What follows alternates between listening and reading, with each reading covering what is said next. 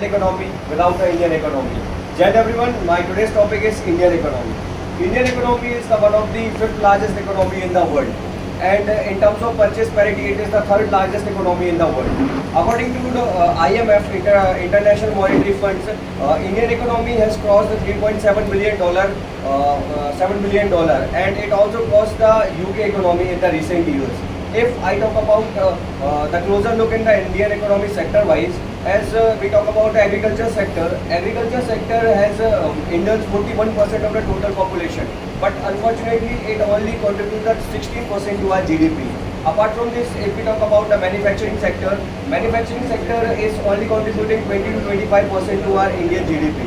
And if we talk about the service sector, yes, Indian economy's service sector is one of the consolidated service sector which has been recognized by the world. As we have seen that our IT service sector and the telecom companies are doing well in terms of international level.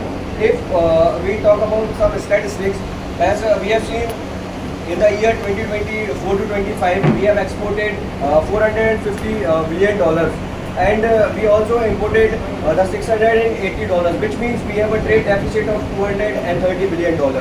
If I talk about some important aspect of the Indian economy, very first is the inflation. As our current inflation rate is 5.1%, which is reasonably good. And if we talk about the GDP growth, our GDP growth is varies from 6% to 8%. But we have to work more on the GDP, as we have to become the superpower, and as we have to run the 5 trillion economy, and we have to grow with a two-digit GDP growth.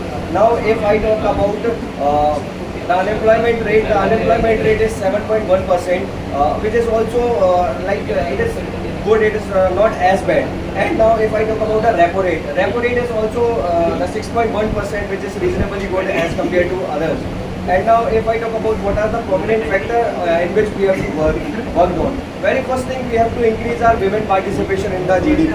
As we have seen, the women's contribution in the GDP is only 18%. So we have to increase the women participation. Second, we have to work on our agriculture sector. We have to bring our reforms like Green Revolution 2.0, 3.0, 4.0. As we have seen that the first Green Revolution, after the first Green Revolution, we have seen a significant growth in agriculture sector. We have to also invite the tourism and make contribution in our Indian economy. And apart from this, we have to also focus on the ease of doing businesses and promote the startups, as we have created 100 unicorns in our country. So I think with the contribution of all these factors, Indian economy grow faster, and also I don't think we take 2027 to achieve the 5 trillion aim. We can achieve it before it well.